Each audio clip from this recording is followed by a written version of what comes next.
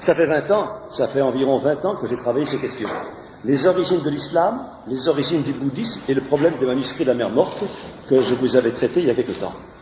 Rappelez-vous-en bien, je dis que là, il y a 3 impostures, j'appelle ça les mots clairs, des impostures, qui ont été fabriquées par les savants pour vous fausser l'intelligence.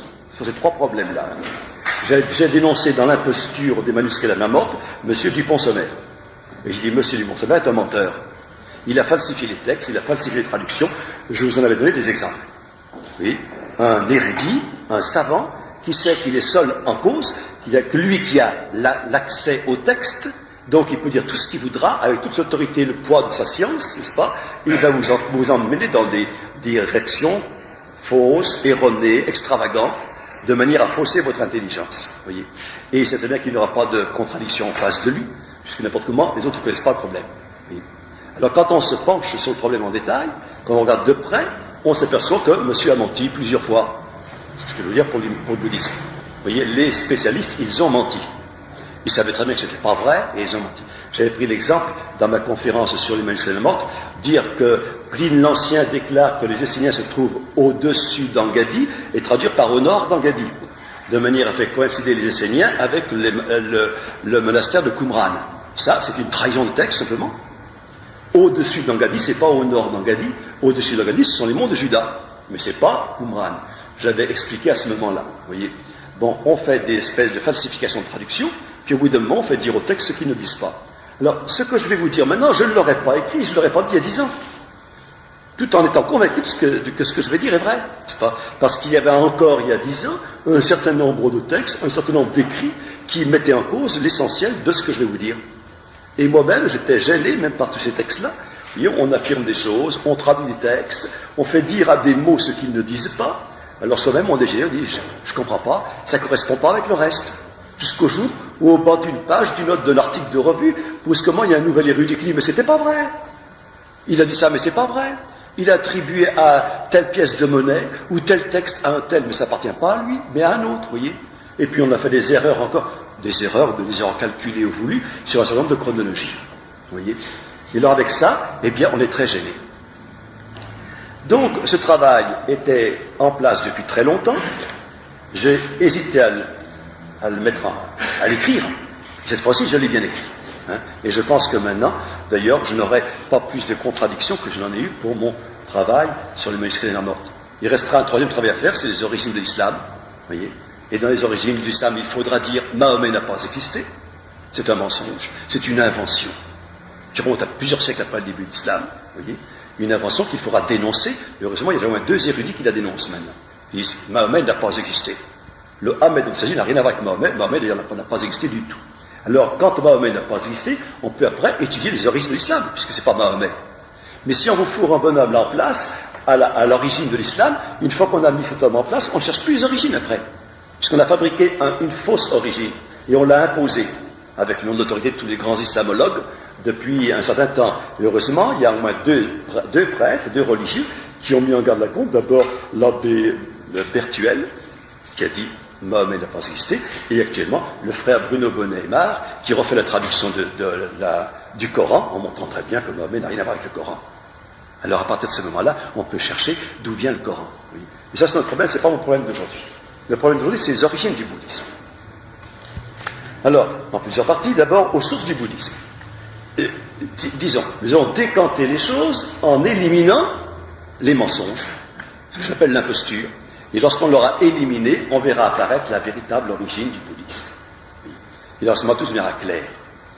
L'histoire religieuse de l'Asie centrale et de l'Inde se présente à nos regards occidentaux comme doublement handicapée. En effet, les populations de ces pays sont sans histoire, sans chronologie, sans annales. Sinon, quelques chroniques de familles princières aux Indes, plus ou moins légendaires et relativement récentes, qui remontent d'ailleurs à l'époque de l'islam. Les peuples de l'Inde ont vécu en marge de notre civilisation occidentale. Il est donc bien difficile de situer par rapport à nous leurs monuments, leurs écrits, leurs légendes.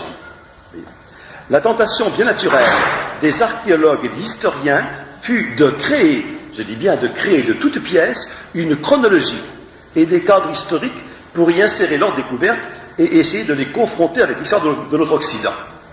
Ce faisant, ils furent souvent amenés à modifier leurs jugements et leurs observations sur les trouvailles qu'ils avaient pu rassembler pour les faire cadrer avec leur chronologie, et lorsque la chose apparaissait difficilement réalisable, ils eurent beaucoup de mal à revoir leur cadre chronologique. Or, les découvertes archéologiques et paléographiques plus récentes, celles du début de notre siècle en particulier, auraient dû provoquer une remise en cause de ces constructions en partie arbitraires, mais les historiens continuèrent à faire référence à leurs prédécesseurs, quitte parfois à marquer des doutes et des points d'interrogation ici ou là. Dans les pages qui vont suivre, nous ne prétendons pas révéler des documents nouveaux, ni des faits incertains ou discutables. Nous nous contenterons de rassembler, dans un ordre nouveau, une grande quantité de découvertes récentes, déjà bien connues, au moins pour les spécialistes de l'Asie, et que vous ne connaissez pas. Nous nous efforcerons de rejeter les chronologies reçues dans les manuels classiques, pour faire apparaître des aspects nouveaux et inattendus auxquels les regards n'étaient pas habitués. Alors nous verrons se dessiner sous nos yeux un tableau inédit des origines du bouddhisme. Et donc vous ne connaissez pas. Je dis bien encore par ce marché que ces impostures de fabrication de chronologie qui ont été faites par l'historien Hussein Gagné ont passé dans les dictionnaires, dans les encyclopédies de l'Ouest. Et puis c'est resté marqué, inscrit. Et alors après, les érudits modernes, quand ils sont en face de ça, n'osent pas rejeter tout ça. Et alors ils essaient de faire combiner comme ils peuvent leurs nouvelles découvertes avec des chronologies qui n'y cadrent pas du tout. Une deuxième difficulté devra être levée. Parce que l'Asie centrale nous paraît mystérieuse, lointaine et inconnue, certains indianisants ont voulu en faire le berceau de toutes les civilisations, le point de départ de toutes les religions, le séjour de la divinité primitive, celle qui a initié nos premiers parents à une révélation mystérieuse, d'où sont issues toutes les formes religieuses répandues à travers le monde. C'est bien le sens et le contenu de toute une littérature indianisante qui encombre actuellement les rayons des librairies. Vous voyez, c'est l'Inde qui est la source de tout. Toutes les religions ne sont que des déformations des religions de l'Inde ou du bouddhisme. Le christianisme étant un bouddhisme, etc. Or, l'examen des faits montre à l'évidence qu'il n'en est rien. L'Asie centrale et l'Inde ont été civilisées par l'Occident. Ce mouvement colonisateur est parti de l'Ouest et s'est répandu au cours des siècles sur l'Asie, et pas le mouvement contraire. Nous ne devons rien à l'Asie, ni à l'Inde, c'est l'Asie et l'Inde qui doivent tout à l'Occident. Voilà ce que je vais démontrer. Avant les expéditions d'Alexandre, les Perses de Darius avaient envahi et colonisé la vallée du Sindh, où ils avaient établi une satrapie du grand roi, le Bacillus, n'est-ce pas, de Perse. Les monuments de l'Inde rappellent ceux de la Babylonie et de la Perse. À la suite des Perses, les Grecs d'Alexandre établirent dans le Pendjab. Le Pendjab, j'ai oublié une règle. Dans le Pendjab, vous voyez, dans l'Inde d'autrefois, c'est cette région-là, uniquement l'Indus. Le plateau du Liban est inconnu pour eux. Les anciens ne connaissent que cette région-là. Vous avez le Pendjab qui est le haut Indus, et les vallées qui mènent dans l'Himalaya. Vous avez la trace de Kaïli à côté. Vous avez ici les royaumes dont je vais parler, entre l'Amou Daria, l'Hindoufou, l'Afghanistan et le Pendjab. C'est ce qu'on appelle l'Inde. Le reste inconnu. Et donc, non seulement je vous montrerai le reste après. Vous voyez,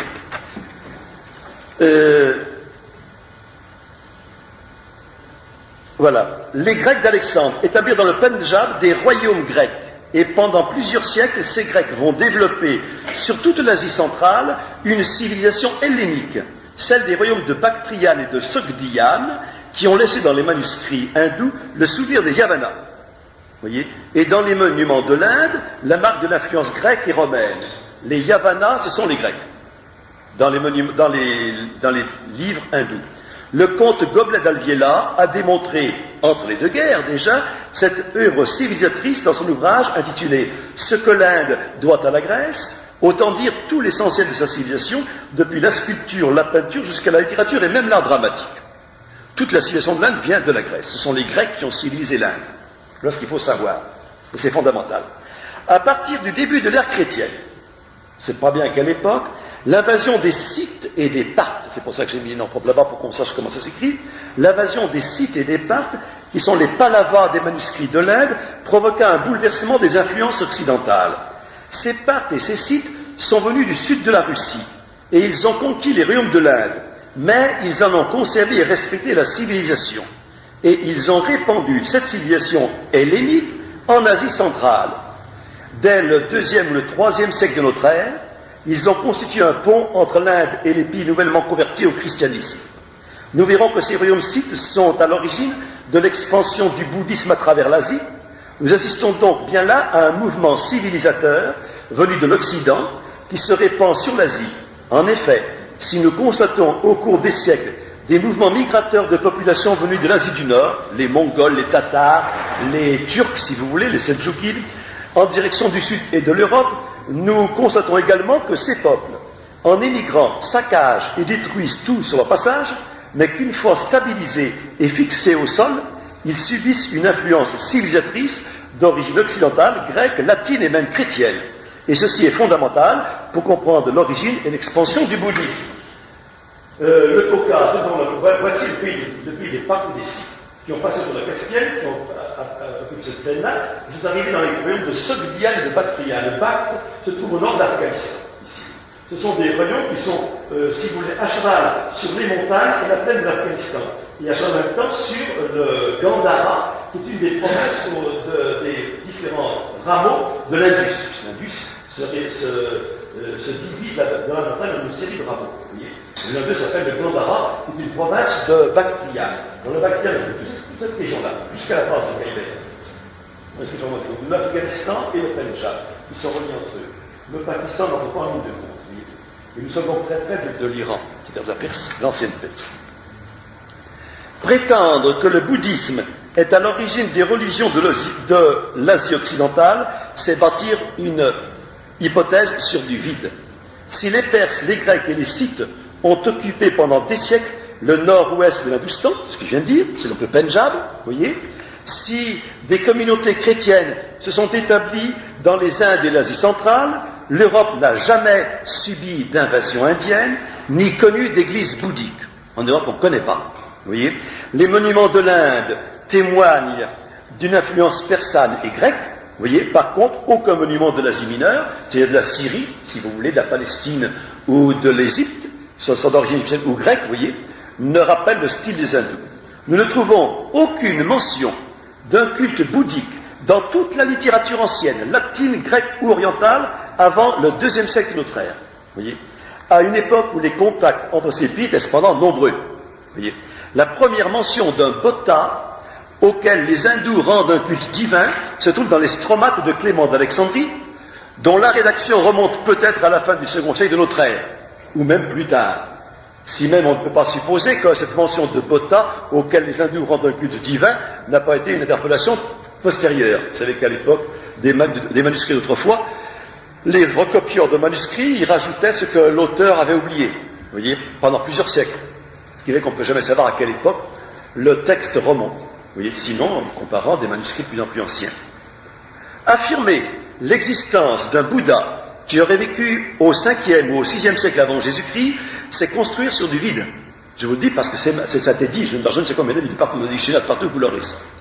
Il n'existe pas le plus petit commencement de preuve d'une telle assertion.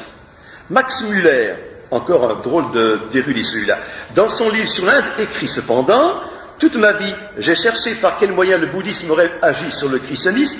Ces moyens, je ne les ai pas trouvés, tout simplement parce que lorsque le christianisme s'est répandu dans l'Asie, le bouddhisme n'existait pas, tout simplement. Le culte de Bouddha apparaît pour la première fois dans le royaume scythe de Bactriane, dans la province du Gandhara, située dans la vallée de Peshawar, qui est une des hautes vallées donc du Pendjab, vous voyez, région qui fait actuellement partie du Pakistan. L'art bouddhique du Gandhara s'est développé au cours des premiers siècles de l'ère chrétienne sous les souverains Kushans, qui sont les descendants des Scythes. Le premier Bouddha, pour faire une conférence intéressante, outre la carte, j'aurais dû mettre des diapositives pour vous montrer un petit peu le culte des Bouddhas, les cultes de Bouddha, mais je ne les ai pas là. Je les ai, mais je ne les ai pas en diapo. Le premier Bouddha se présente sous la forme d'un maître enseignant ses disciples. Il se tient droit, la main levée, son visage est classique, nez, sourcils droits, cheveux bouclés.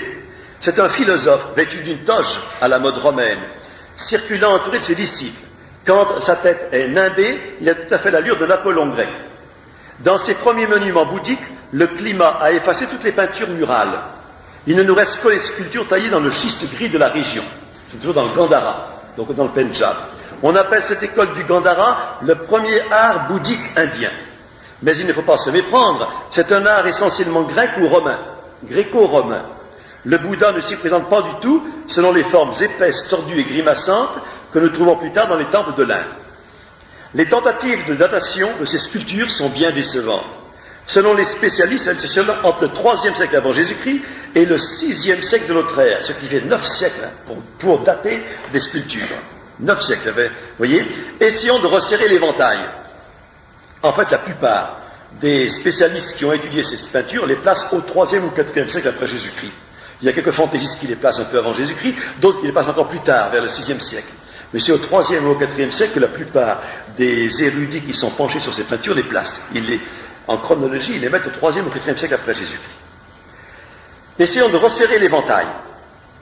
Émile Malle, célèbre historien de l'art religieux d'Occident, a montré que les plus, vous voyez, je vais loin, hein, que les plus anciennes basiliques chrétiennes des Gaules, je parle de la Gaule maintenant, avaient été conçues par des artistes chrétiens en Gaule, eux-mêmes inspirés par les monuments chrétiens de Syrie, tant en ce qui concerne l'architecture que la sculpture et les motifs décoratifs. Nos premières basiliques romanes en France ont été construites selon un type de basilique tel qu'elles étaient construites en Syrie dans les premiers siècles de l'ère chrétienne. Et en Syrie, nous n'avons plus que des ruines, mais des ruines imposantes et immenses. Toute une partie de la Syrie est pleine de ruines, de basiliques de style roman, telles qu'on les faisait en Gaule dans les 4e, 5e, 6e siècle après Jésus-Christ, les premières et les plus anciennes, vous voyez. Or, il a mis en regard les bas-reliefs du Gandhara avec les sarcophages chrétiens des catacombes et spécialement ceux des ateliers d'Arles en Provence.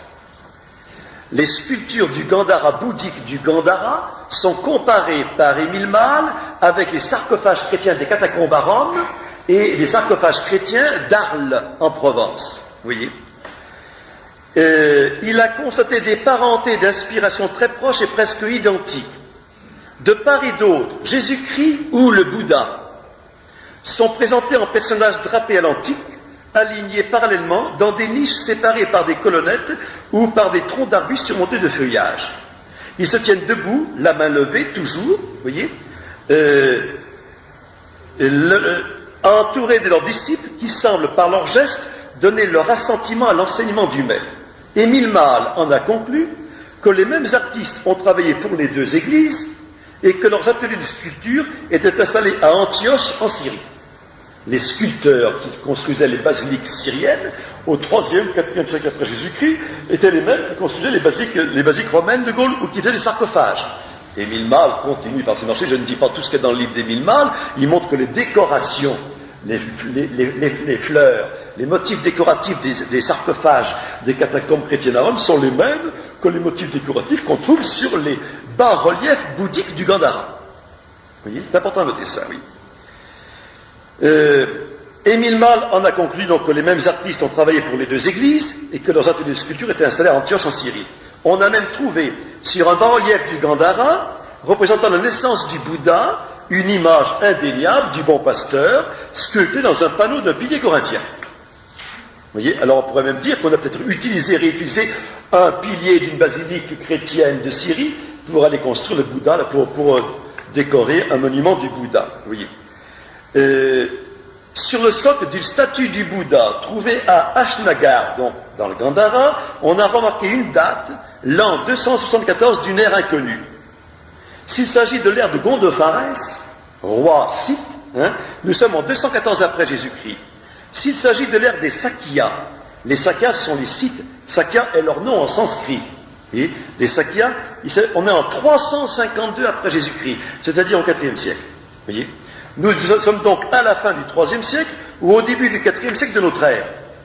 Or, nous savons que l'apôtre saint Thomas est venu chez un roi indien, Gondopharès, au cours du 1er siècle après Jésus-Christ. On a nié ça, maintenant les historiens sont d'accord, c'est vrai.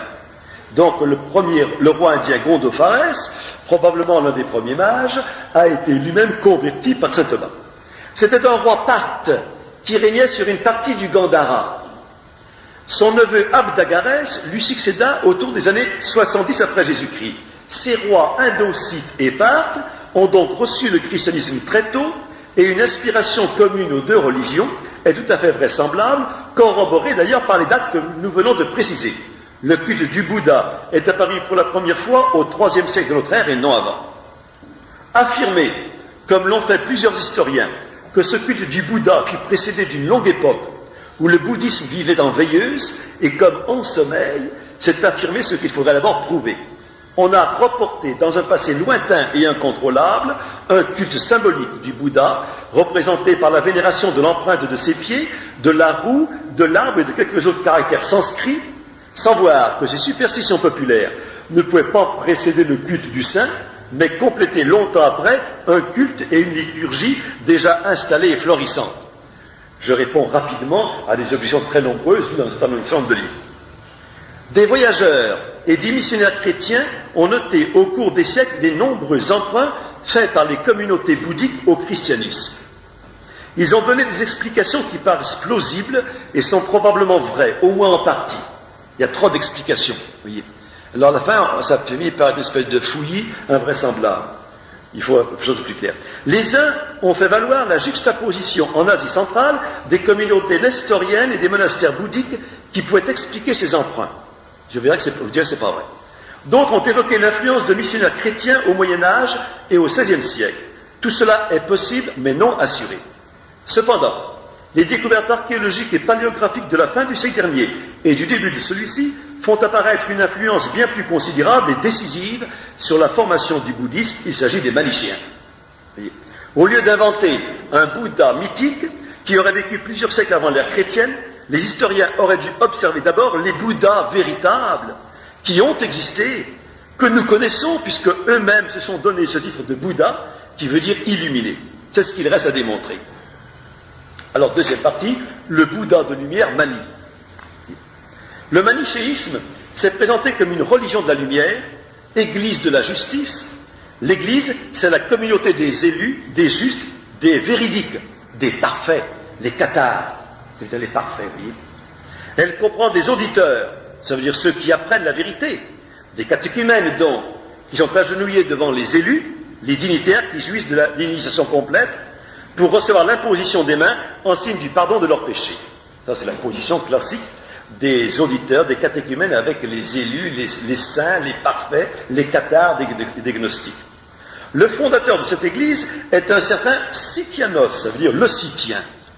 On n'en sait pas plus, on sait seulement le Scythien, qui vivait, dit-on, au temps des apôtres. Dit-on, on sait.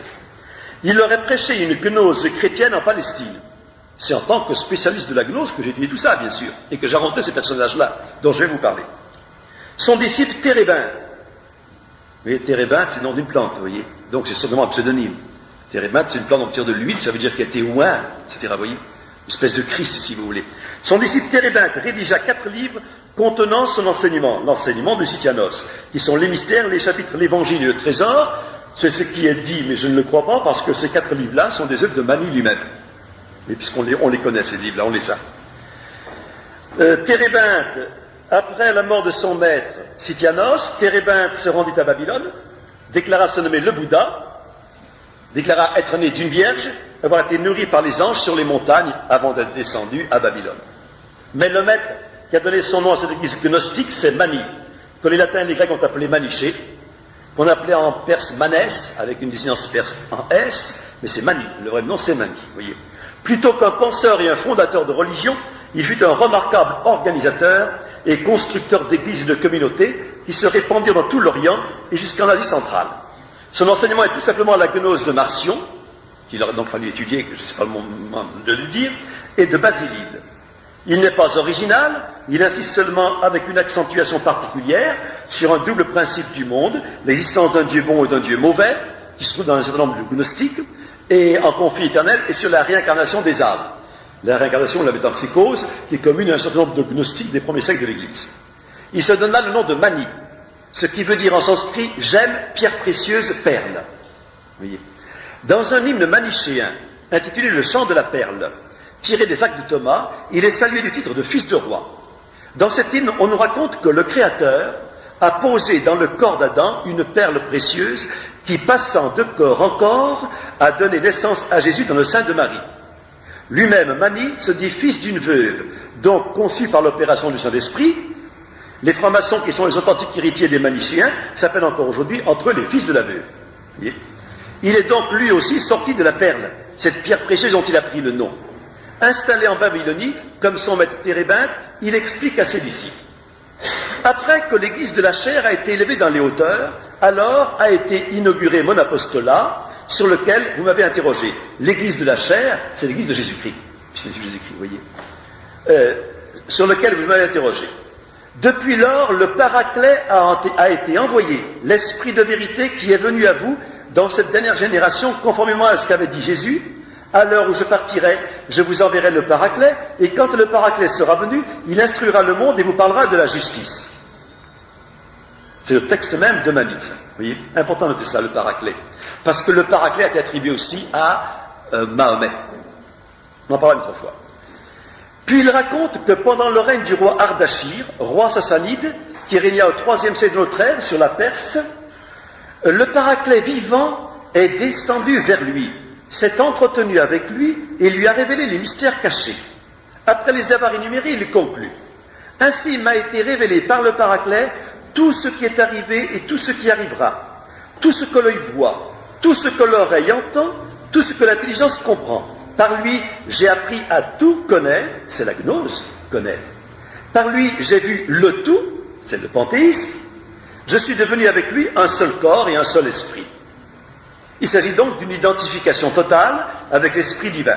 Le manichéisme est bien, comme toute gnose, une hérésie qui s'est développée sur le tronc chrétien comme une tumeur parasite. C'est mon thème général, tumeur au sein de l'Église. Vous voyez ? En effet, Mani se dit fidèle disciple de Jésus. Ses lettres commencent par la formule Manicheus Apostolus Jésus Christi. Il a composé des hymnes en l'honneur de Jésus. Ses disciples en ont composé d'autres en son honneur. Prière à Mani, hymne en l'honneur de son martyr, psaume pour la fête du Béma en l'honneur de sa mort, etc. On lit en tête de ces Kifalaya, ou chapitres, l'illuminateur égale le Bouddha, dit à ses disciples, à la fin des années du roi Ardachir, je suis parti pour prêcher. Je me suis rendu sur un vaisseau au pays des Indiens, Gandhara. Et je leur ai prêché l'espérance de la vie et j'ai choisi là-bas une bonne élite. L'année où le roi Ardachir mourut et où son fils Shapur devint roi, il me fit venir et je me suis rendu sur un vaisseau du pays des Indiens dans le pays des Perses et du pays des Perses, je viens dans le pays de Babylone. Vaisseau, sur un véhicule. Mon vaisseau est équivoque. Dans l'introduction de son livre des Kefalaya, Mani insiste sur ces trois précurseurs. Jésus, Zaradès, c'est Zoroastre, et Bouddha. Ce sont, dit-il, ces trois frères, interprètes de la même sagesse. Et tous les apôtres, mes frères qui sont venus avant moi, n'ont pas écrit leur sagesse comme je l'ai écrite. Ils ne l'ont pas représentée par des peintures comme je l'ai peinte. C'était un artiste, Mani. Ma religion, dès son origine, dépasse les religions antérieures. On remarque la progression dans cet aveu. Jésus ne se distingue pas de Zaradès ni de Bouddha pour l'enseignement, voyez. Cependant, il est toujours donné le premier, de sorte que les autres semblent être ses disciples. Ils n'ont pas donné un enseignement original, distinct du sien. Mani marque bien l'identité de leurs enseignements. Jésus, le Bouddha et Zoroastre, c'est le même enseignement. Ce sont les maîtres de l'église gnostique qu'il n'a pas fondé. Mani ne l'a pas fondé, mais qu'il a répandu en Asie. On ne trouve pas dans son enseignement des caractères particuliers qui pourraient venir d'un bouddhisme enseigné avant lui, tel qu'il nous apparaît aujourd'hui dans les livres sanscrits. Dans l'enseignement original de Mani, écrit Burkit, donc un spécialiste du siècle dernier, je ne vois aucune trace assurée qui nous y fasse reconnaître le bouddhisme comme élément constitutif. Bouddha est mentionné par Mani avec respect, comme il mentionne Platon, important, et Hermès Trismégiste, donc disciple de Platon et d'Hermès Trismégiste. Il est donc un maillon dans une chaîne de maîtres gnostiques successifs. Alpharique affirme que Mani n'a pas connu le Bouddha, mais seulement la gnose de son temps. Vous voyez, je parle des Alphariques, Burkit et compagnie, ce sont les spécialistes du bouddhisme au siècle dernier, qui n'ont pas connu le découverte depuis. Lorsque l'église chrétienne, grecque ou nestorienne, attention, l'église chrétienne, c'est latine, grecque, c'est la vraie église, nestorienne aussi. Ce qu'on appelle nestorienne, ne sont pas nestoriens du tout. Ils ne sont pas hérétiques du tout, c'est l'église chrétienne d'Asie, nestorienne. Acceptait le retour de manichéens convertis, elle leur imposait une formule d'abjuration par laquelle ils rejetaient l'enseignement de Sityanos, de Zaradès, de Bouddha et de Mani. Vous voyez ? Donc il y avait bien une filiation Sityanos a formé Zaradès Zoroastre, Zoroastre a formé le Bouddha, et le Bouddha a formé Mani. Et Mani est le dernier des 4. Ces 4 personnages étaient donc considérés par les églises latines, grecques et nestoriennes comme les chefs successifs d'une même religion. Il apparaît évident donc que le Bouddha dont parle Mani n'est autre que son prédécesseur Térébinthe. Voyez. La 3e homélie des Manichéens nous raconte la passion de Mani. C'est un démarquage systématique de la passion du Christ et des récits de martyrs chrétiens. On ignore la date de sa mort. Il est arrêté par le roi sassanide, jeté en prison, où il meurt d'épuisement après quelque temps. Puis, c'est l'ascension. Mani rejette son corps, monte avec la rapidité d'une flèche ou de l'éclair jusqu'à la sphère lunaire, d'où il veillera sur son église. Comme pour la mort de Jésus, se produisent des phénomènes surnaturels, obscurcissement du ciel, tremblement de terre, grande voix qui se fait entendre, trouble des hommes qui tombent face contre terre. Le bruit de sa mort se répand dans la ville, les disciples se rassemblent à la porte de la prison et se lamentent. 3 saintes femmes viennent baiser le visage du mort et s'enfuient par crainte du roi. Il ne s'agit pas d'une crucifixion, bien que le mot soit employé. On parle de la crucifixion de Mani, ou d'Argirday. Mais il faut bien comprendre le sens de ce mot chez les gnostiques. La croix, pour les gnostiques, c'est le stauros, la limite qu'il faut franchir pour abandonner son corps de pourriture et remonter dans le plérôme, le grand tout divin. C'est ça, la croix a un tout autre sens que chez nous, chez les chrétiens. Le premier successeur de Mani, c'est Mar-Sissine, que les Grecs ont appelé Sisinios. Manichéos, Sisinios, c'est une désinence en ios, rajoutée au mot persan. D'autres homélies nous racontent sa consécration par Mani emprisonné, son martyre, sa crucifixion entre guillemets. Lui aussi s'est nommé le Bouddha, l'illuminé. Son nom fut joint à ceux des autres premiers disciples de Mani dans la célébration du Bema, qui est l'anniversaire de sa mort. Ce sont Thomas, probablement l'auteur de l'évangile gnostique dit de Thomas, qui n'est pas Saint Thomas, mais c'est Thomas-là, probablement, mais j'en suis pas sûr. Adas ou Atho, en latin Adimante et Hermas. Selon Faustus de Mylène, qui est un évêque manichéen, après le bienheureux père Maniché, Adimante est le seul auquel on doit s'attacher. Et c'est saint Augustin qui signale l'ouvrage de ce dernier, contre lequel il dut composer un traité. Rappelons que tous les successeurs de Mani se sont intitulés Bouddha, c'est-à-dire illuminés. Ce long développement sur la vie de Mani, le Bouddha est destiné à faire apparaître dans le récit de la vie du Bouddha, tel que nous la connaissons aujourd'hui, les emprunts considérables, les reprises presque textuelles des textes manichéens ou chrétiens auxquels vont s'ajouter, au cours des siècles, des légendes assez nombreuses pour défigurer la source première. Essayons de rétablir l'essentiel. Le Bouddha s'appelle encore Sakya Muni, ce qui veut dire le moine Muni, le moine de la caste des Sakyas, donc des Scythes, puisque c'est le nom sanskrit qui veut dire Scythe, Sakya. Le maître venu d'Occident pour enseigner les peuples de l'Inde. Il sort de lignée royale, comme Mani qui se dit fils de roi. Il est conçu de sa mère Maya Devi, la femme du roi Suddhodana, qui a appris en songe qu'elle concevra son enfant sans le concours de son époux. Il est donc fils d'une vierge, oui, puisqu'elle n'a pas le concours de son époux. La même chose, c'est toujours la perle précieuse qui passe de corps en corps, et il ne faut pas qu'il y ait de père, parce que le père, c'est Dieu lui-même. Vous voyez ? Sa mère accouche appuyée sur un acacia dont les branches s'abaissent pour la recouvrir, épisode que l'on retrouve dans les évangiles apocryphes. Vous voyez ? Il sort de la hanche droite de sa mère, beau, brillant, pur autant qu'une gemme, donc une manie, parce que gemme ça veut dire manie, vous voyez, posée sur une fine moussine de Bénarès, ça c'est des formules de l'Afrique.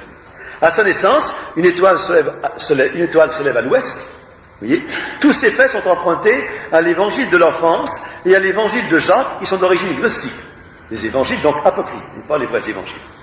Notons que le titre de Mani est appliqué plusieurs fois dans les invocations qui lui sont adressées par les moines bouddhistes aujourd'hui. On continue toujours à l'appeler Mani, le Bouddha. Voyez. Un vieillard, renommé pour sa sagesse, le riche Asita, vient comme Siméon saluer l'enfant et prédire sa haute destinée, en versant des larmes parce qu'il ne vivra pas assez longtemps pour en être témoin. Bouddha reçoit la révélation de sa mission sous le fameux ficus religiosa, le figuier qui joue un rôle si important dans les évangiles. Puis Bouddha jeûne pendant 49 jours, et non pas 40, mais qu'il y a une erreur sur le 0 et le 9 qui se ressemblent en arabe. Il subit la tentation de Mara, le malin, qui lui propose un empire du monde, puis l'engage à entrer dans le nirvana. Le Bouddha résiste et met en fuite des légions du prince des ténèbres. Il subit une transfiguration où son corps resplendit de lumière. Plusieurs de ces récits sont incontestablement empruntés aux évangiles, par exemple le fils prodigue, l'aveugle-né, la femme de caste inférieure rencontrée à la fontaine. Puis il fait une entrée solennelle dans sa ville natale, Kapilavastu, le dimanche des Rameaux, vous voyez, dont il prédit la destruction prochaine. Ses disciples se groupent autour de lui, un traître Devadatta se vise dans leur rang. Au moment de sa mort, le soleil s'obscurcit, un météore tombe, l'orage éclate, le sol tremble et un vent de terreur passe sur la terre. Voilà un récit qui pose problème, comme on dit aujourd'hui. Voyez, comment attribuer les scènes les plus importantes de la vie du Bouddha à un personnage qui aurait vécu plusieurs siècles avant l'ère chrétienne? La chose est tellement invraisemblable qu'elle en paraît proprement impossible. Rappelons encore que cette hypothèse est construite sur le vide et ne repose sur aucune preuve. Mais, c'est pas fini, un examen plus attentif des ruines ensablées de l'Asie centrale va nous faire assister à la lente transformation, je dis lente, j'aurais pu dire rapide aussi bien, des communautés manichéennes en monastères bouddhistes. Sur la route de la soie. Le bouddhisme est né au IIIe siècle de notre ère dans le royaume gréco-scythe et part de la Bactriane au nord-ouest de l'Inde. Je vous ai montré la Bactriane, Punjab, Afghanistan et au-dessus des monts Hindous. Saint Thomas avait évangélisé cette région. Mani y a enseigné sa doctrine gnostique et dès ce IIIe siècle, le bouddhisme se répand dans toute l'Asie centrale le long des deux routes de la soie qui relient cette région à la Chine, l'une en contournant le nord du désert central et du désert de Gobi, l'autre en longeant au sud la chaîne de l'Himalaya et le Tibet. Le Xinjiang, vous voyez, est le désert central, le Xinjiang. Vous avez après ça la dépression du nord, vous voyez, et le désert de Gobi, dans le marchand du désert de Gobi. Il y a deux routes, une qui tourne autour de ce désert par le nord, celle qui va passer à Tourfan, parce qu'il y a la région de Tourfan, et l'autre qui longe le Kuen au sud, qui ira jusqu'à Tuen Wang, que j'ai marqué là-bas, c'est presque la deux grandes routes. C'est là, sur ces deux routes, que le manichéisme va se répandre avec le bouddhisme au cours du 4e et 5e siècle après Jésus-Christ. C'est ce que je vais vous expliquer maintenant. Ce qu'il faut remarquer d'abord, c'est que les villes-étapes qui jalonnent ces deux routes contiennent des monastères construits dès cette époque, 3e, 4e siècle après Jésus-Christ. Le style, les ornements, les bas-reliefs, les peintures de ces bâtiments ont été retrouvés au 19e siècle parmi les ruines. On y remarque l'empreinte d'un art iranien, originaire d'Iran, qui a subi l'influence grecque et romaine. Les artistes sont venus de Syrie. Le Bouddha y conserve les caractères de l'art du Gandhara. À Miran, au sud du lobe nord, vous avez vu le lobe nord, c'est marqué lobe nord, Miran, au sud du lobe nord, donc sur la route au sud de la soie, un ancien sanctuaire bouddhique nous a livré des fresques dignes de Pompéi. Nous avons la surprise d'y découvrir un Bouddha accompagné de ses moines, de personnages imberbes coiffés du bonnet phrygien, voyez, et donc pas hindou ni chinois, de génies ailés de quadriges. Le nom du peintre est Tita. Le style est romain et syriaque. Faut-il en conclure, dit Victor Golubov, que le peintre est un artiste formé dans quelque atelier d'Antioche ou de Bactriane. En fait, ça vient d'Antioche. Les apôtres du bouddhisme qui pénétrèrent en Chine sont des Parthes ou encore des Indocites, de culture iranienne ou grecque, et non pas du tout des hindous. Les hindous n'ont rien à voir avec les questions.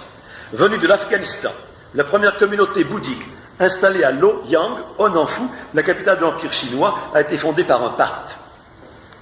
Des découvertes plus sensationnelles encore vont nous montrer, dans un grand nombre de monastères bouddhiques de l'Asie centrale, les preuves de leur origine manichéenne. Monsieur von Lecoq, un Allemand, vers les années 1900, a parcouru la route de la soie au nord du désert, dans la région de Tourfan. Ce pays était occupé au 7e et au 8e siècle par un peuple mêlé d'éléments scythes, iraniens et turcs, les Ouïghours.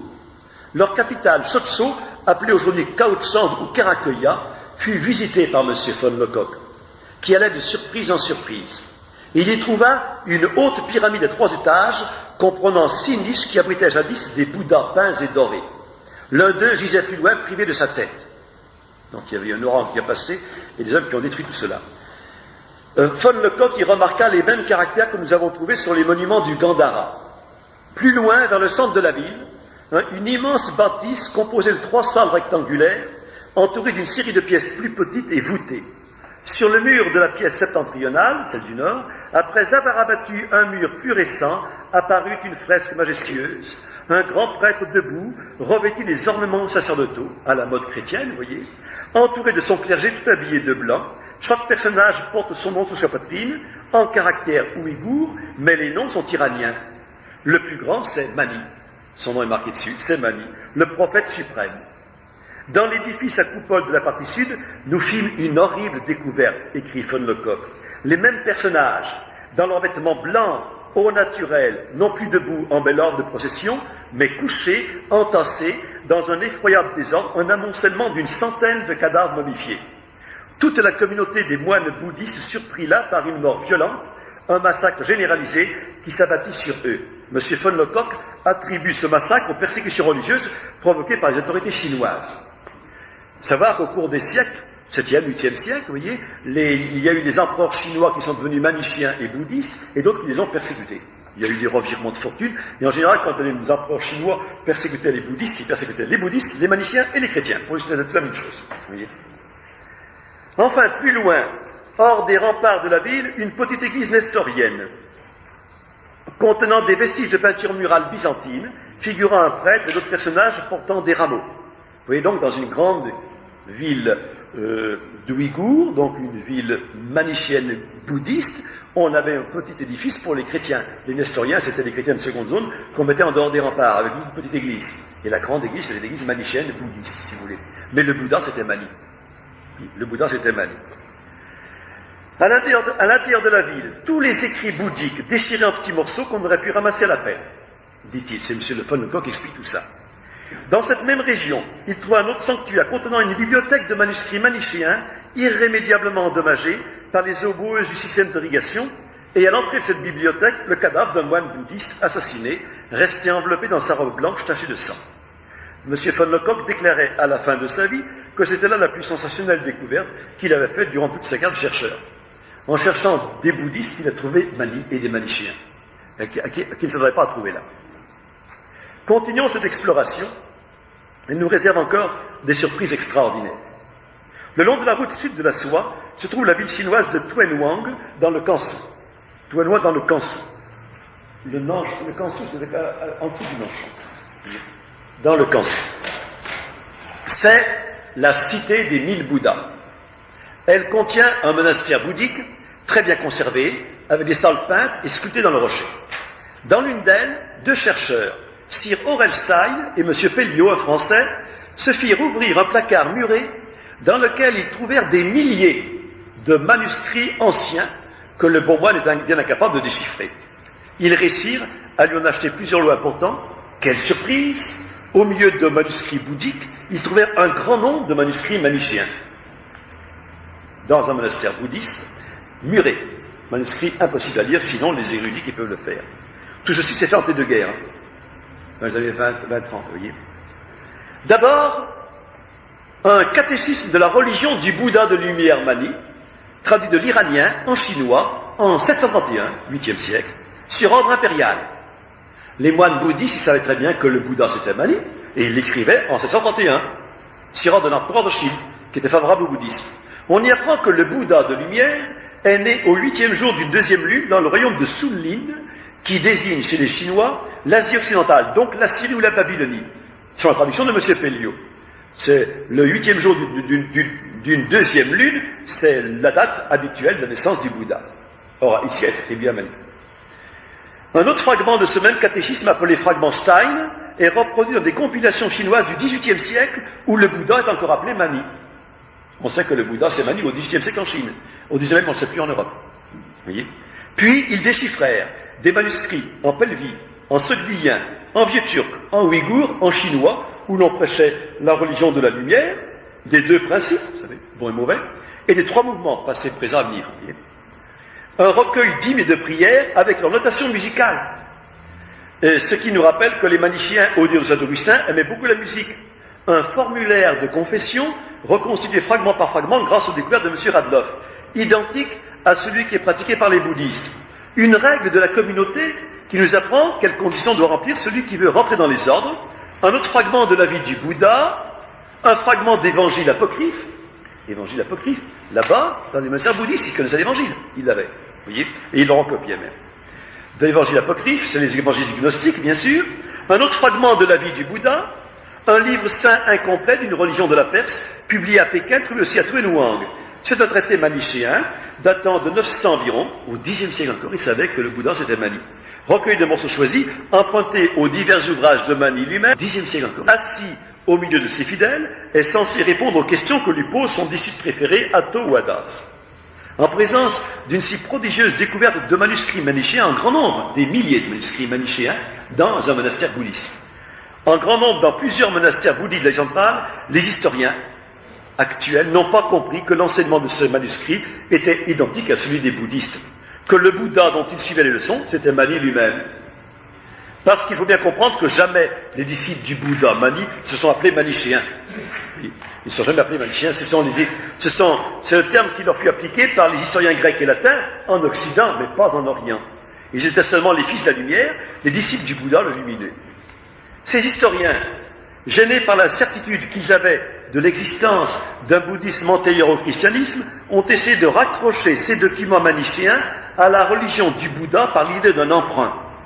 Les manichéens, disent-ils, ont pratiqué un syncrétisme systématique. D'autres disent que le bouddhisme semble avoir coexisté avec le manichéisme chez les Ouïghours. Charles-Henri Puech, dans son livre sur les manichéens, nous dit qu'ils exploitent le rapprochement afin d'appliquer à Mani les textes bouddhiques supposés antérieurs. Il précise que dans le catéchisme chinois, dit Fragmenstein, dont nous avons parlé, s'entremêlent taoïsme, bouddhisme et manichéisme. Le taoïsme, c'est la gnose des Chinois, c'est le même enseignement que Mani, bien sûr. En effet, ce catéchisme chinois donne comme précurseur à Mani Lao Tse et Bouddha, mais dans son même plan. Bouddha et Lao Tse sont les mêmes personnages. Dans le fragment de Tourfan, on a trouvé la succession des apôtres, des ancêtres de Mani et du Bouddha. Liste des prophètes de l'humanité. Il y a Sem, Enoch, Nicotée, Enoch, Jésus. Vous voyez? J'aurais des choses à dire, parce que Enoch, il y a un Enoch qui est le dieu qui est adoré par les Mandéens. Et les Mandéens, ce sont les gnostiques de Perse. Il en existe encore maintenant, qui adorent Enoch. Vous voyez? Donc vous avez ici une filiation gnostique très intéressante. L'apôtre de lumière, je cite le texte de ce catéchisme, l'apôtre de lumière qui vient chaque fois en son temps se revêt de l'église de chair de l'humanité et devient chef au sein de l'église de justice. Il est l'émanation du nous lumière, le nous ça veut dire l'esprit en grec, lumière, père de tous les apôtres, c'est déjà l'idée gnostique des grands initiés, qui apparaît dans ce catéchisme manichéen bouddhiste trouvé à Tuanwan. Mélange, syncrétisme ou coexistence, encore faudra-t-il expliquer le pourquoi de cette rencontre entre ces deux systèmes religieux, le pourquoi de l'identité des personnages, moines bouddhistes ou manichéens, Bouddha ou Mani, qui a emprunté à l'autre. Quand nous lisons par exemple les emprunts faits au christianisme dans la biographie du Bouddha, nous sommes bien obligés de penser que l'un a précédé l'autre. Si nous voulions même examiner les choses de plus près, nous voyons que le bouddhisme a fait un tri dans ses emprunts, et nous apercevrions qu'il a rejeté du christianisme les mêmes éléments qui ont déjà été rejetés par les gnostiques manichéens. Le culte de la croix n'existe pas, la notion du sacrifice, pas de sacrifice, les sacrements, pas de sacrements, etc. Et que les emprunts qui lui sont parvenus ont été copiés dans des évangiles apocryphes et gnostiques. Évangile de Jacques, évangile de l'enfance, qui sont des évangiles de gnostiques et qu'on retrouve à Tuanwan et à Tourfan, dans les monastères bouddhistes. En conclusion, il apparaît que le bouddhisme décentral n'est pas venu de l'Inde, mais de la Perse et des royaumes scythes, ce qui laisse penser que le bouddhisme a pénétré tardivement dans l'Inde et qui n'a pu s'y maintenir que très provisoirement, car il s'est heurté là à l'hostilité déclarée des brahmanes. Nous y reviendrons. De Mani au Bouddha. Mani avait des connaissances étendues en peinture et en sculpture, grâce auxquelles il avait acquis une grande célébrité en Asie. Il parcourut l'Hindustan et le Turkestan. Un jour, ayant découvert dans le désert une montagne qui communiquait par une vaste caverne à une plaine délicieuse et qui n'avait pas d'autre issue, il y déposa secrètement des vivres pour 1 an. C'est ce qu'on raconte dans la vie de Mani, je vous dis là.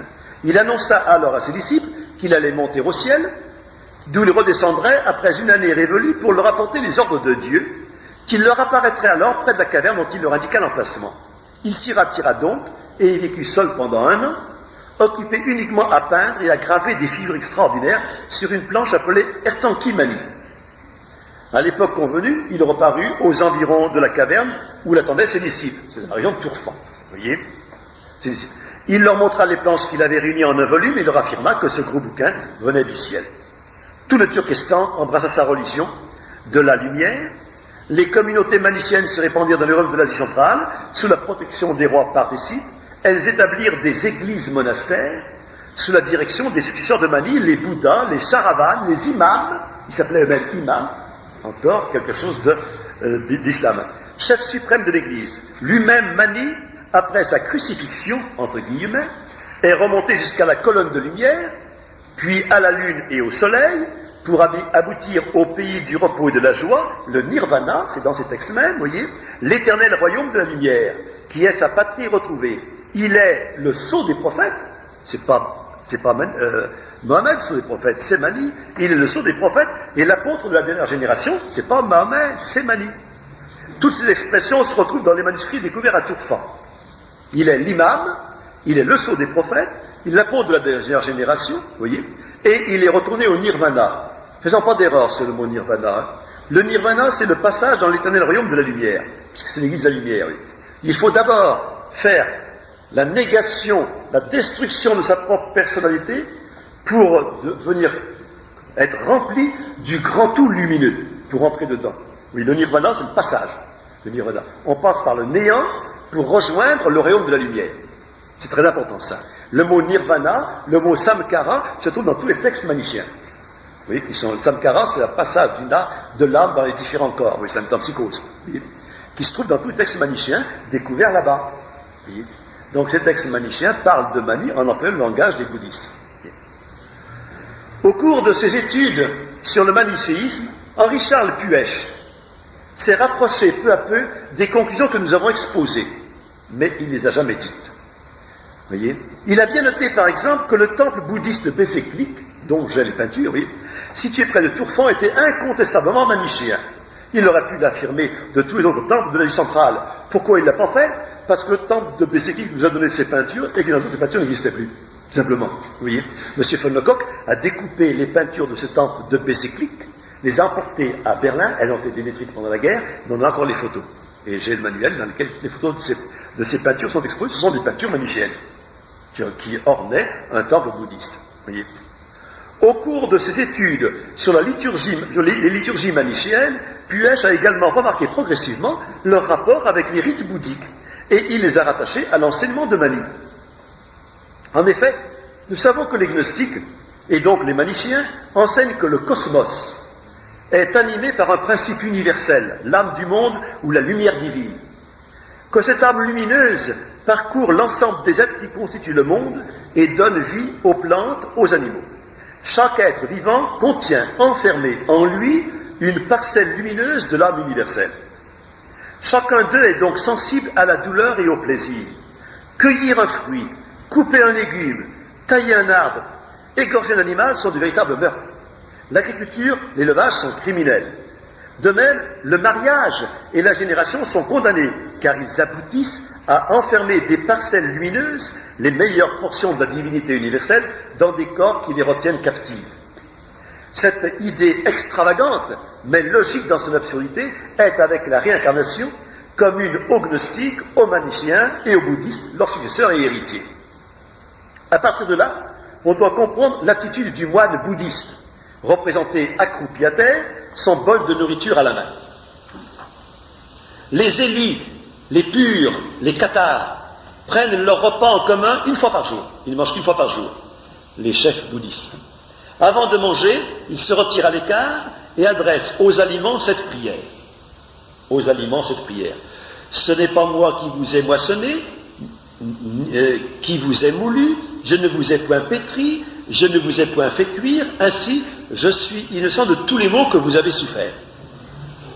Puis ils se tiennent debout ou assis, leur bol de nourriture qui est un vase sacré à la main.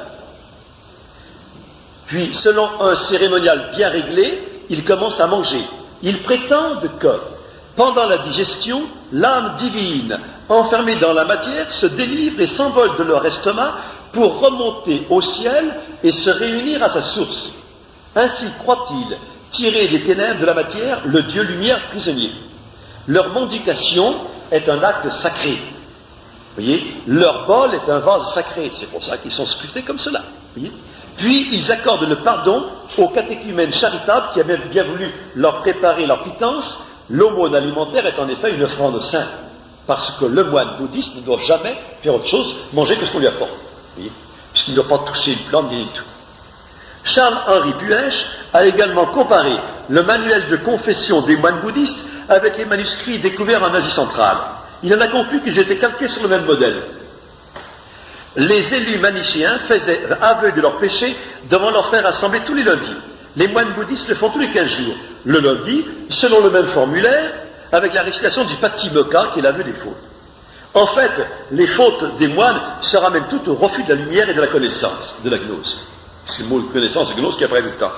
Enfin, la position accroupie du moins s'explique par le désir de prendre la position de l'enfant dans le sein de sa mère.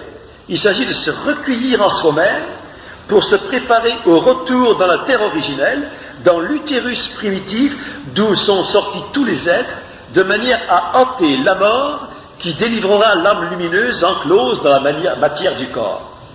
Nous comprenons bien ainsi que les principaux rites de la liturgie bouddhiste ne prennent un sens intelligible que si on se réfère à l'enseignement de Mani.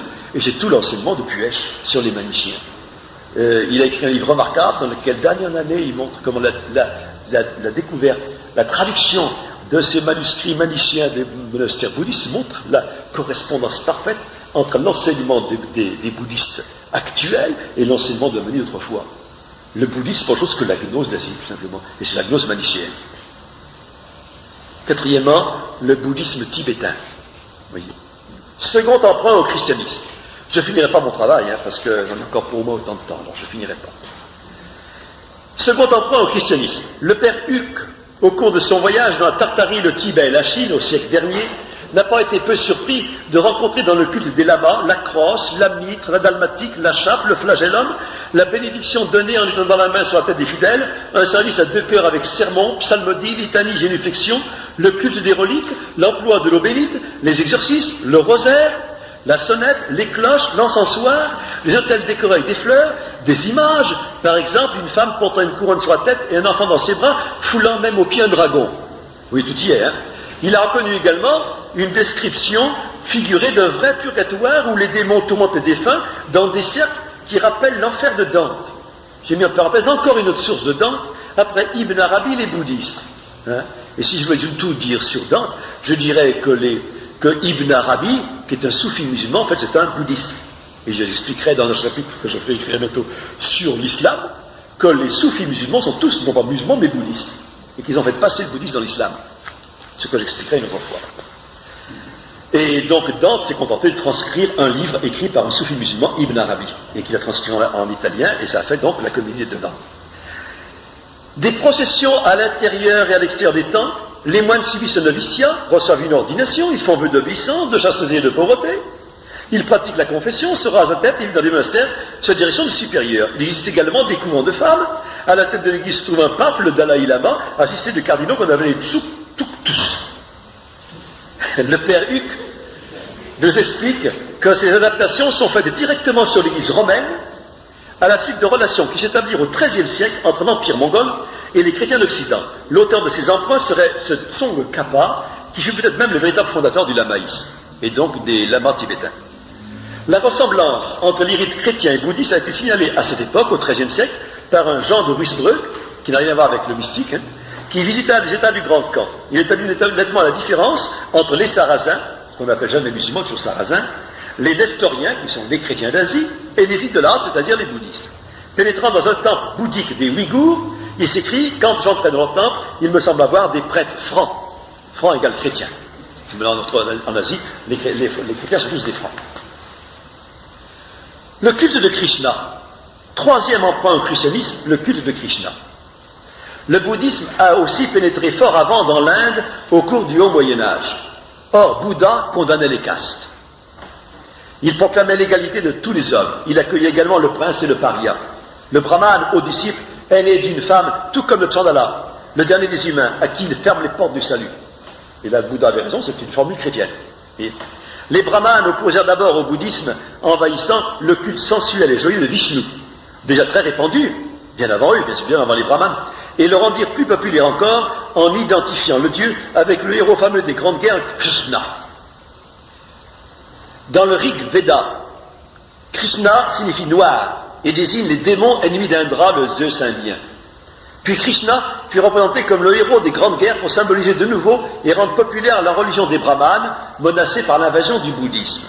Par ce choix, les brahmanes essayèrent de gagner leur caste, la caste des kshatriyas, qui sont les guerriers et les rois. Plus tard, pour ramener à eux les bouddhistes, ils admirent Bouddha dans le panthéon hindou comme dernier avatar de Vishnu, réincarnation de Vishnu. Puis, ils envoyèrent leurs sages en Occident étudier la doctrine chrétienne ainsi que le Mahabharata. Cette connaissance du christianisme leur fournit de nouvelles conceptions religieuses qui leur parurent bonnes pour enrayer les progrès du bouddhisme et du christianisme. Utilisant la ressemblance des noms Krishna et du Christ, ils composèrent la Bhagavad Gita.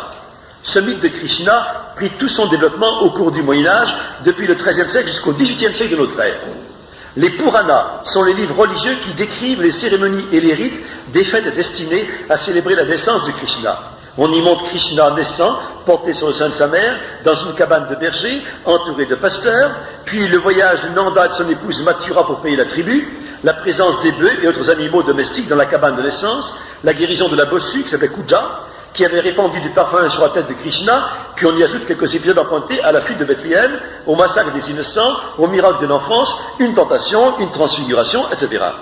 Les brahmanes, en introduisant ce culte de Krishna, ont popularisé la théorie des réincarnations divines. Krishna, c'est le Dieu suprême qui s'incarne d'âge en âge, chaque fois que la religion périclite et que l'impiété triomphe. Après son enseignement, il périt de mort violente, abandonné par les siens. Il place Krishna au-dessus de la science et de l'ascétisme, la bhakti, l'amour. Mais son enseignement est faussé dans un sens panthéiste par la Bhagavad Gita. La Bhagavad Gita, c'est l'enseignement de Krishna. Jésus-Christ avait dit « Je suis la voie, la vérité, la vie ». Krishna traduit « Je suis la vie de tous les êtres », donc l'âme universelle du monde. Je suis le support du monde, sa voie et son refuge. Jésus avait dit « Je suis l'alpha et l'oméga ». Krishna traduit « Je suis le commencement, le milieu, la fin des choses, l'immortalité et la mort ». C'est une formule panthéiste, surtout le milieu. Vous voyez ? Parce que, Jésus-Christ, il est l'alpha et l'oméga, le commencement et la fin, mais il n'est pas le milieu. C'est-à-dire qu'il n'est pas le monde lui-même. Il est le commencement, la source du monde et la finalité du monde, mais il n'est pas le monde lui-même.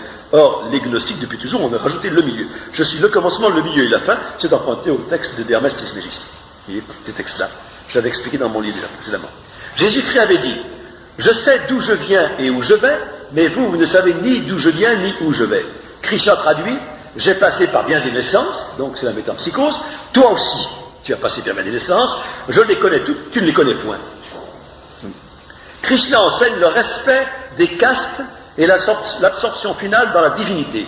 On voit par là que les brahmanes, en rejetant le bouddhisme, en avaient conservé l'essentiel, le panthéisme et la réincarnation, l'absorption finale dans le néant, le nirvana. Déjà, les spécialistes de l'Inde avaient rapproché au siècle dernier les monuments de l'Inde de l'iconographie chrétienne. Ils avaient constaté les nombreux emprunts faits par l'Inde à l'Occident chrétien. Le grand indianiste Albrecht Weber avait noté dans son histoire de la littérature sanskrite le culte de Krishna comme Dieu s'est compagné sous une influence chrétienne.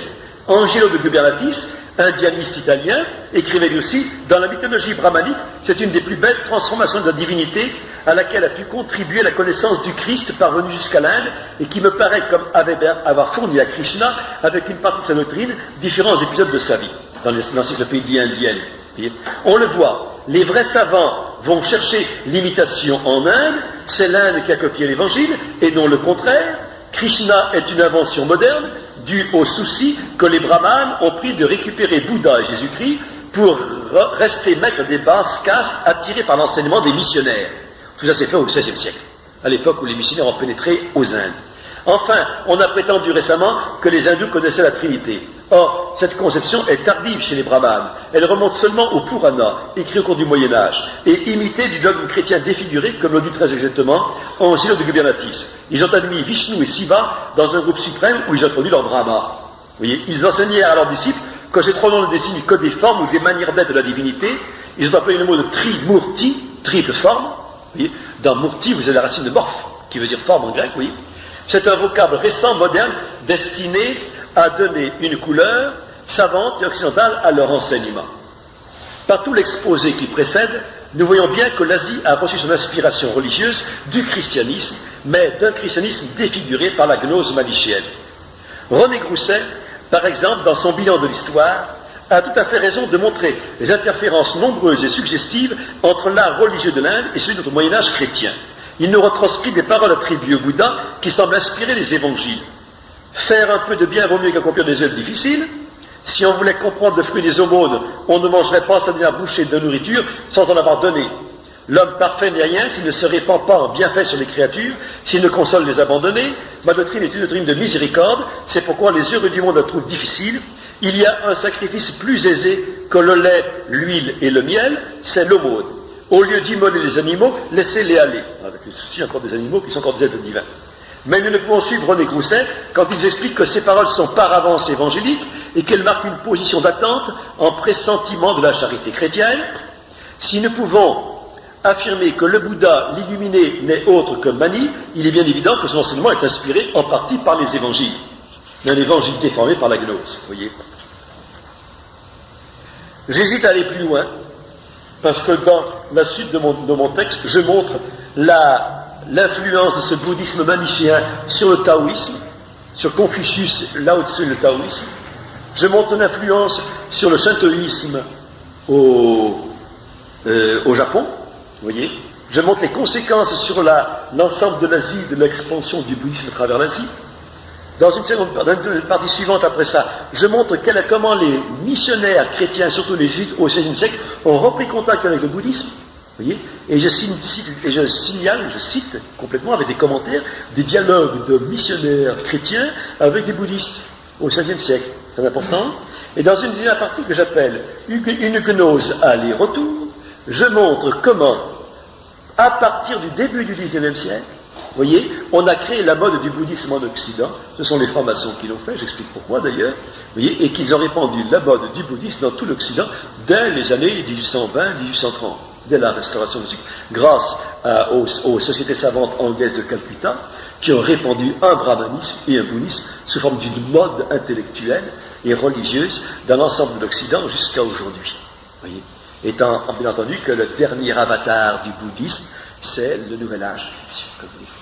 C'est le dernier avatar du bouddhisme, comme je l'expliquais dans un article qui n'est pas là, que je n'ai pas là pour le moment. Voyez. Alors tout ça, je n'ai pas le temps de dire maintenant, c'est déjà 8h30, donc j'aime mieux répondre à vos questions, s'il vous plaît, plutôt que de continuer mon topo. Est-ce que vous avez des questions importantes à me poser? Ah ben j'aimerais que ça vienne quand même, autrement j'ai perdu mon temps. Quelle est l'inspiration du livre des morts? Comment? Quoi rattacheriez-vous l'inspiration du livre des morts? Le livre des morts égyptien? Tibétain. Ah, tibétain, je ne le connais pas. On y trouve quoi dedans? Oui. Oui, mais ça, donc si l'enfer le provoque, c'est d'origine chrétienne, hein? L'inspiration chrétienne au Moyen-Âge. Oui, certainement. Bien sûr, puisque tout le bouddhisme tibétain a été tout recomposé par des missionnaires chrétiens qui sont allés là-bas.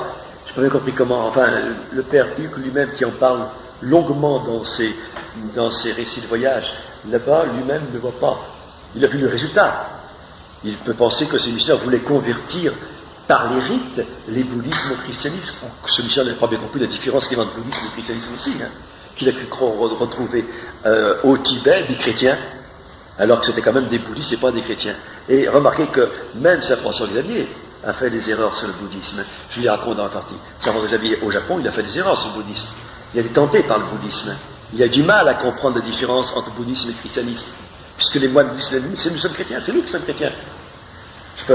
Je l'ai même expliqué ça. C'est intéressant comme contact important, vous voyez. Qu'est-ce qu'il disait? Les bonzes déclarèrent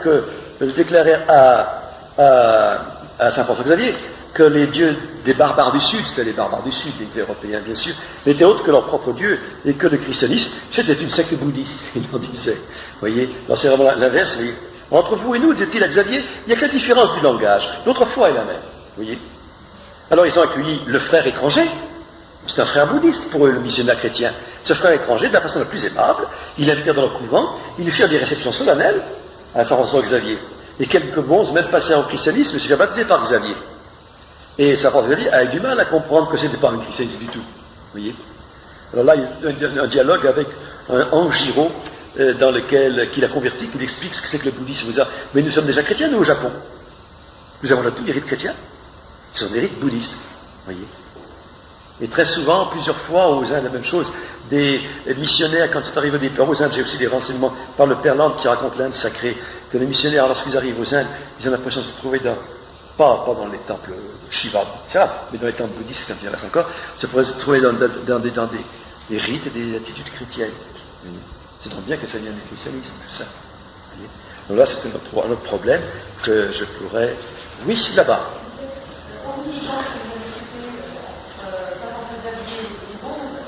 Avez-vous relevé d'autres exemples de l'attitude générale des religieux face à d'autres religions fermées, hostiles, indifférents? Le missionnaire par rapport aux autres religions. Non, mais les bouddhistes, les bouddhistes par rapport aux missionnaires quand il arrive. Non, oui, par rapport à la religion chrétienne. Quand elle arrive. Hein. Voilà, alors. Ils marchaient simplement, en quel temps qu'ils arrangeaient, ou est-ce qu'ils étaient hostiles? Ah non, ils n'ont jamais été hostiles. Ils n'ont jamais été hostiles, ils étaient même accueillants, aux missionnaires qui arrivaient, pour leur dire. C'est passé aussi aux Indes, lorsque les jésuites portugais sont arrivés à Goa. Vous savez que les Portugais sont installés à Goa, ils en ont fait une espèce de citadelle catholique, à Goa même, mais dans les premiers temps, les missionnaires jésuites portugais allaient dans les temples brahmanistes, Vishnu, etc. Et ils étaient accueillis venez, vous êtes de la même religion que nous. Vous voyez, ils étaient très bien accueillis eux-mêmes. Ils y allaient en se demandant s'il fallait rester ou pas. Il y en a quelques-uns qui écrivent à leur supérieur pour dire est-ce que je reste dans ce temple ou pas? Il ne fallait pas rester, bien sûr. Vous voyez, mais ils étaient quand même bien accueillis par les populations. Un homme qui arrive comme un homme religieux est toujours bien accueilli. Remarquez. Conversion, pour eux. Comment? Il n'est pas le risque de conversion, c'est moins. Ah ben au début, ils ne se rendent pas compte, et même ils pensent eux-mêmes qu'ils ont la même religion. Hein? Ah ben alors après, plus tard, après il y a eu la guerre, après, bien sûr. Ah ben après, une fois que les missionnaires ont installé des églises, ont constitué des communautés, il y a eu la guerre après, bien sûr, mais pas au départ. Vous voyez? Pas au départ, le premier contact était un contact de prise de connaissance, si vous voulez. Il n'y avait pas d'hostilité. Après, il y a eu les persécutions, tout ça, après, bien sûr. Là-bas. Justement, par rapport à ça, en disant les annales de propagation de la foi, par rapport au caractère des missionnaires internet. Oui. Alors, il y en a un qui est parti au Tibet, et il est en contact donc, avec les moines tibétains qui disent de toute façon, on se croit à la vie au christianisme, parce que vous avez la vraie religion, mais nous, ça nous fait manger, et d'un autre côté, on est tributaire des mandarins, parce que ce sont les mandarins qui, effectivement, faisaient persécuter pour des questions de politique et puis comment ça s'appelle, la manière de dominer la population. Alors, il voyait que la population les quittait et allait vers les catholiques, donc effectivement, s'organisait une persécution, qui est la même d'ailleurs qui sera reprise avec les mêmes critiques par les communistes après. C'est la même chose. C'est ça. Mais c'est au XIXe siècle, ça. Au XIXe siècle. Au XIXe siècle, il n'y a pas de problème. Et alors, ce contact, on voit, absolument, comme le phénomène aussi manique, on le rencontre dans toutes les lettres des missionnaires qui sont là-bas, c'est tout à fait patent. Voilà. Encore autre question importante. Moi, je veux bien répondre, c'est-à-dire je ne veux pas engager un autre discours qui est encore long, si vous voulez, que je vais être coupé brusquement, ce serait dommage. J'aime mieux répondre à vos objections. Je sais que pendant très nombreuses années, je suis resté hésitant avant d'écrire tout ça. Je l'écris seulement cet été. J'avais tous ces documents, dossiers depuis longtemps, je traînais ça des fois bien joli.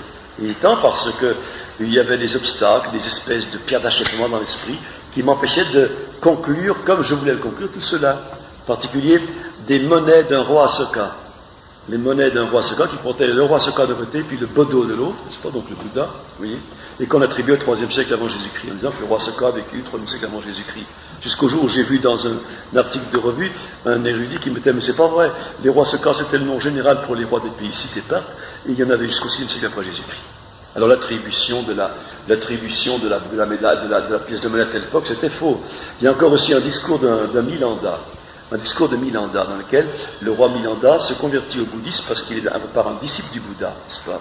Alors, les érudits occidentaux ont attribué ce roi Milanda au roi Ménandre, qui est un roi grec là-bas de Bactriane, qui a réuni au IIe ou IIIe siècle avant Jésus-Christ. On a attribué ça. Alors je dis, évidemment, si le roi Ménandre était déjà bouddhiste, ça m'est difficile de raconter que le Bouddha a vécu 4 ou 5 siècles plus tard, n'est-ce pas? Vous voyez, Jusqu'au jour où j'ai vu en note, dans un article de revue, c'est pas tel érudit qui a étudié la question, il dit, ce texte de Milanda, mais il est du 6e siècle après Jésus-Christ, et ce Milanda n'a rien à voir avec le roi Ménandre. Alors, le premier qui a dit ça, c'est le roi Ménandre, il a inventé, tout simplement, puisqu'il ne peut pas savoir, mais c'était pas vrai. C'est pas? Il l'a quand même inventé. Et puis il a affirmé avec force, comme si c'était une vérité certaine, définitive, qui est mise dans les dictionnaires, dans les encyclopédies et tout le reste. Vous voyez? Alors on invente une affaire, on l'écrit noir sur blanc, ça devient une vérité certaine, c'est recopié dans tous les manuels, hein, jusqu'au jour où il y a un gars qui dit, mais qu'est-ce que vous avez pris là, vous avez pris ça? Vous voyez? Et encore pour pouvoir dire où est-ce que vous avez pris ça, il faut étudier de près. Donc il y a des falsifications systématiques là, qui remontent déjà au début du 19e siècle. Vous voyez, on a le sentiment qu'il y a eu des érudits là-bas dans la société de Calcutta qui ont fabriqué un bouddhisme comme ils le voulaient, de manière à l'opposer au christianisme. Dans un livre écrit sur le bouddhisme par un monsieur Alfred Roussel, qui est professeur à l'université de Fribourg en Suisse, dans les années 1902 ou 3, voilà. Vous voyez, il relate une conférence faite par Ferdinand Brunetière, qui était un grand spécialiste de littérature, si vous voulez, professeur de littérature à l'époque, qui écrivait des livres pour essayer de faire une espèce d'apologie du christianisme, parce que c'était un ancien rationaliste converti, Ferdinand Brunetière. Et alors, il pose le problème du bouddhisme. Et il dit bien, si le bouddhisme a vécu plusieurs siècles avant Jésus-Christ, les ressemblances sont telles que c'est le christianisme qui a emprunté au bouddhisme. Vous voyez. Et donc le christianisme n'est plus original. Vous voyez, ce n'est plus qu'une secte bouddhiste, comme disait d'ailleurs les bouddhistes du Japon. À Saint-François-Xavier, vous êtes une secte bouddhiste. Voilà. Et ils disaient, si c'est vrai, alors vraiment, on aura du mal à défendre, comment dire, l'origine divine du christianisme. On aura du mal à le défendre. Et à cette époque-là, ils ne savaient pas comment faire. Hein, ils ne savaient pas comment faire. Et depuis, heureusement, on a trouvé autre chose. Vous voyez, là-bas.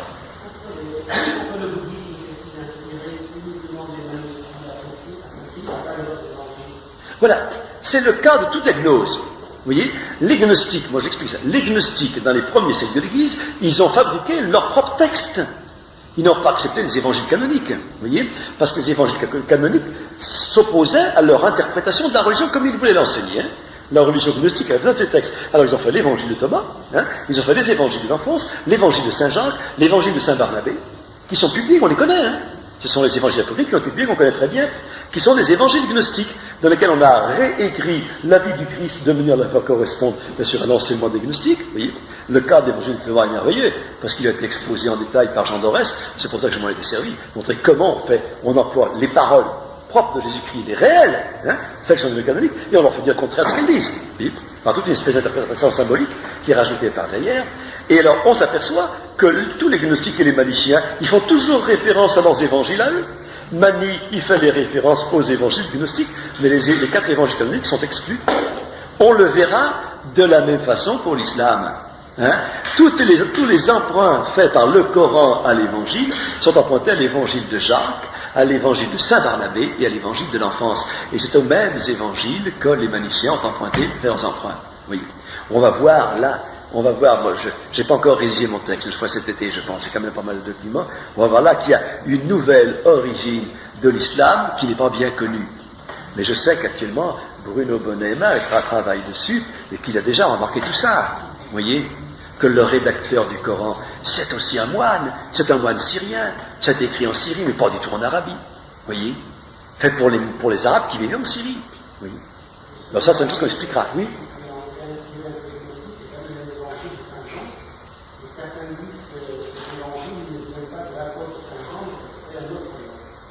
Qui c'est qui dit ça? Vous ne savez pas? Qui ça? Avant. Oui. Les francs-maçons font toujours référence à l'évangile de Saint Jean, 4e évangile, toujours. Hein. Et quand ils ont des cérémonies importantes, on jure sur l'évangile de Saint Jean. Hein.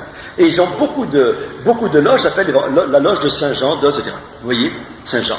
Ils utilisent l'évangile de Saint Jean parce que c'est un évangile qui est, disons, plus spirituel, plus doctrinal et moins narratif, si vous voulez. Donc il y a des exposés beaucoup plus doctrinaux que les 3 autres. Et il est plus récent que les autres, si vous voulez. En particulier, tout le prologue de l'évangile de Saint Jean est une dénonciation des gnostiques. Vous voyez, on voit très bien l'opposition aux gnostiques. Et alors, c'est intéressant de noter ça. Hein. qu'eux ont vu dans cet évangile-là la possibilité d'en donner une interprétation mystique qui leur permet de faire passer leur symbolisme maçonnique. Vous voyez ? Alors, c'est pas étonnant que des groupements d'origine, parce que les groupements manichéens modernes sont d'origine maçonnique, si vous voulez, hein, et la franc-maçonnerie n'est jamais que l'héritière de Mani, ici, eh bien, utilisent cet évangile-là. Mais quand il s'agit des manichéens de l'époque, c'est pas vrai du tout. Les manichéens de l'époque, ils avaient leurs évangiles à eux, et les quatre évangiles catholiques, ils ne les connaissaient pas. Ils les avaient rejetés, ils ne les connaissaient pas. Ah voilà, c'est tout le problème. C'est tout le problème de Mani qui se dit, je suis la réincarnation du Saint-Esprit. C'est ce qu'il dit. Du Paraclet, hein. Du Paraclet, vous voyez. Alors, qu'est-ce que vous voulez? Il y a ce qu'il dit, et puis il y a la vérité. Et quand on dit, je suis la réincarnation du Saint-Esprit, il ne faut pas se prendre pour n'importe qui, hein. Il part. C'est un peu gros, si vous voulez. D'autre part, nous savons très bien, par la révélation chrétienne, que l'annonce de la descente du Saint-Esprit, c'est la Pentecôte. Hein? Elle a déjà eu lieu un certain jour. Vous voyez? Celui qui vient après, plusieurs siècles plus tard, dire le Saint-Esprit c'est moi, eh ben, il faut une dose d'orgueil prodigieux. Hein? Comment? On rentre dans les faux prophètes. Alors vous direz, il peut bien dire, je suis le Paraclet revenu sur terre, je suis la réincarnation du Paraclet, c'est que dit Mani. En fait, c'est pas vrai. Donc, il y a bien une inspiration satanique là. Vous voyez? C'est évident, je ne sais pas, tous les faux prophètes sont forcément inspirés par des démons, ils ne veulent pas être inspirés par Jésus-Christ quand même. Autrement, ce serait absurde, si vous voulez. Il y aurait une contradiction fondamentale. Et Bouddha peut revenir aussi en eux-mêmes rien du tout pour retrouver un peu Dieu. Alors, non. C'est un peu la même attitude qu'a fait Saint Jean d'Acroix. Attends, mélangeons pas les choses. Le nirvana, j'ai dit, le nirvana, le retour au nirvana, ce qui veut dire anéantissement, n'est jamais que la porte pour retrouver le royaume de la lumière. Vous voyez? J'avais expliqué le stauros. Hein. La croix chez les gnostiques, c'est pas la croix latine, c'est le tout. C'est le tout. C'est le stauros. Ils le mettent entre le 7e et le 8e ciel, puisqu'il faut remonter les éons de manière à remonter au 8e ciel, qui est l'ogdoade. Alors, à l'hebdomade et l'ogdoade, ils sont séparés par le tau. Le tau, c'est le stauros, ça veut dire la limite. À cet endroit-là, on rejette son corps de pourriture, on devient pur esprit, et on rentre dans le royaume de la lumière en se fondant dans l'esprit universel. C'est ça, hein? Donc le nirvana n'est qu'un passage, c'est le retour à la lumière. Mais retour à la lumière dans lequel on se fond dans le domaine de la lumière, dans le grand tout cosmique, c'est le panthéisme, si vous voulez, et on n'a plus de personnalité, on l'a perdu complètement. Hein? Ça, c'est l'enseignement de tous les gnostiques, c'est l'enseignement de Mani, et c'est l'enseignement des bouddhistes, qui l'ont repris à Mani. Saint Jean de la Croix ne dit pas du tout ça du tout. Hein? Il ne prétend pas du tout qu'il faut perdre sa personnalité, perdre sa volonté ou son intelligence personnelle, de manière à ne devenir plus qu'une espèce de magma dans un Dieu cosmique, absolument pas. Vous voyez?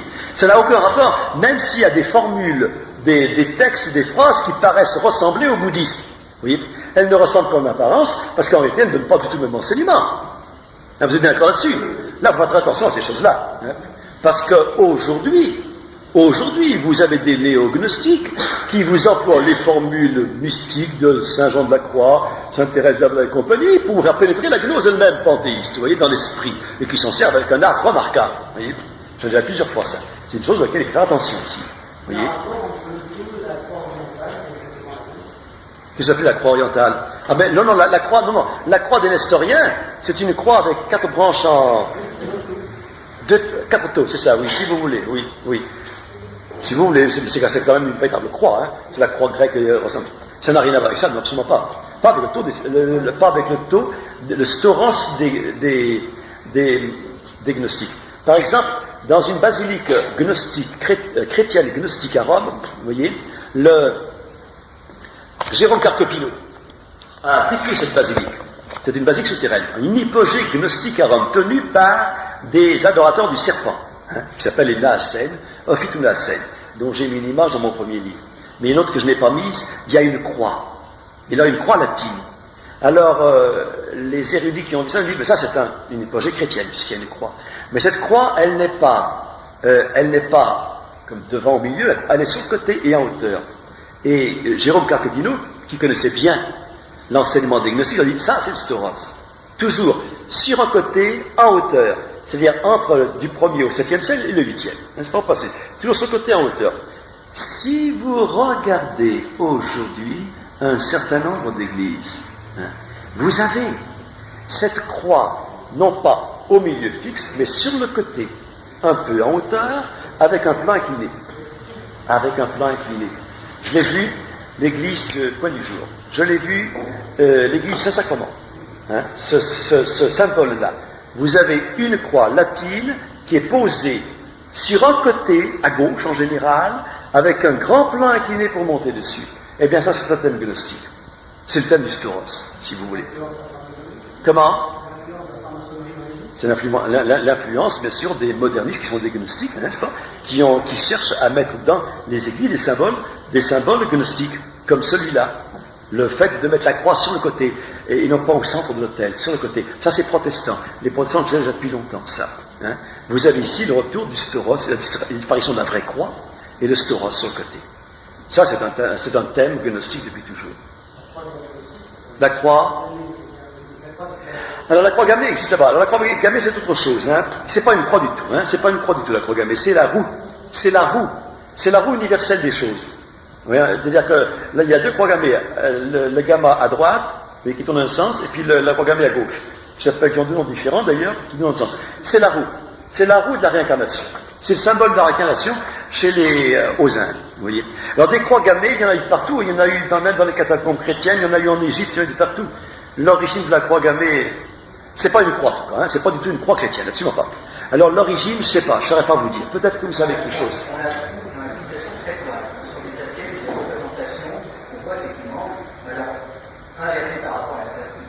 Oui, il y a les deux, oui. Effectivement, donc très souvent, on a des représentations des jeux de femmes on a l'impression qu'elles font. Ça peut être le soleil, l'éternité, ça peut être pas mal de choses, mais on trouve chez les Crétois. Donc oui, c'est très ancien. C'est très ancien. C'est très ancien, mais ce n'est pas chrétien. Grec. Oui, c'est d'origine grecque, c'est possible, oui. On en trouve beaucoup aux Indes, bien sûr, et puis en Égypte. En Égypte. Alors, moi, je connais pas assez bien l'affaire. Le swastika, je connais pas assez bien. Je sais que les scouts ont repris le swastika. Baden-Powell a relancé le scoutisme en Occident avec le swastika. Les plus anciens manuels comportent la croix gammée. Tous, vous voyez, la croix gammée est d'origine scout, donc d'origine hindoue. Et quand Hitler l'a repris pour lui, c'est parce que c'était un symbole de l'arianisme, des Ariens, des Indo-Européens. Oui, c'est un symbole qui est repris comme cela. Comment? Je ne l'ai pas vu dans les insignes francs-maçons, le swastika. Ah, Baden-Powell était franc-maçon, bien sûr, oui. Ah oui, je ne l'ai pas vu dans les insignes francs-maçons du XVIIIe siècle. C'est là que c'est intéressant. Mais on le trouve au XIXe siècle, seulement au XIXe siècle, ce sont les francs-maçons eux-mêmes qui ont inventé le néo-bouddhisme pour nous l'imposer au cours de tout le XIXe siècle et le XXe siècle, n'est-ce pas? Alors c'est normal qu'ils aient pris les symboles qui correspondent à ce qu'ils veulent enseigner en Occident, mais je ne l'ai pas vu au XVIIIe siècle. Au XVIIIe siècle, le contact n'avait pas encore été repris avec le bouddhisme et le brahmanisme, chez les francs-maçons. Ça, j'explique dans la dernière partie de mon topo, mais je ne vais pas vous le faire maintenant. C'est là qu'il je crois. Oui, là-bas.